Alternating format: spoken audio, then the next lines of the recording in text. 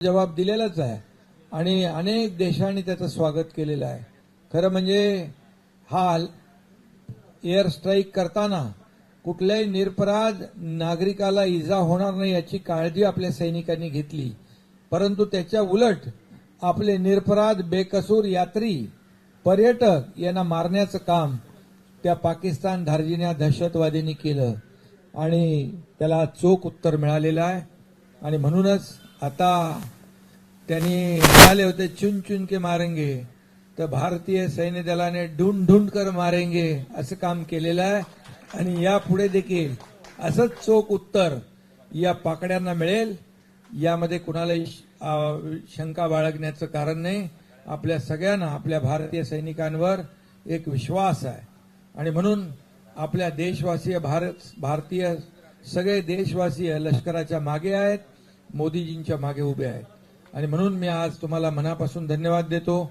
पिंपरी चिंचवडचे आपले खासदार बारणे साहेबांच्या मार्गदर्शनाखाली तिथे 3 नगरसेवक आहेत, 2 संघटक आहेत, 7 उपशहर प्रमुख आहेत, 2 लोणावळ्याचे नगरसेवक, पिंपरी चिंचवडचे नगरसेवक, शाखा प्रमुख, तालुका प्रमुख आणि नावं घेत नाही मी, तालुका संघटक आणि काँग्रेसचे युवक अध्यक्ष, या ठिकाणी अनेक लोकांनी, राष्ट्रवादीचे पदाधिकारी यांनी आज शिवसेनेमध्ये प्रवेश केला आहे।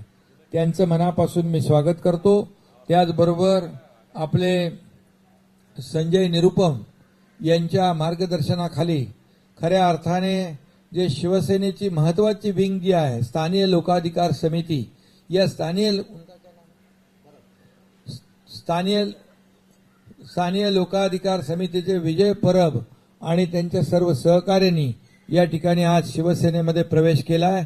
त्यांचंही मी मनापासून स्वागत करतो आणि स्थानीय लोकाधिकार समिती अतिशय शिस्तबद्ध पद्धतीने संघटन वाढवण्याचं काम, पक्ष वाढवण्याचं काम आणि जे जे जबाबदारी मिळेल ती प्रामाणिकपणे पार पाडण्याचं काम स्थानीय लोकाधिकार समिती बाळासाहेबांच्या मार्गदर्शनाखाली करत होती आणि त्यांनी आज सगळ्यांनी शिवसेनेमध्ये प्रवेश केलेला आहे। त्यांचं मी मनापासून स्वागत करतो, त्यांनाही खूप खूप शुभेच्छा देतो आणि त्यांचे जे काही प्रश्न असतील ते राज्य सरकारच्या माध्यमातून, शिवसेनेच्या माध्यमातून सोडवले जातील ही खात्री आणि ग्वाही देतो।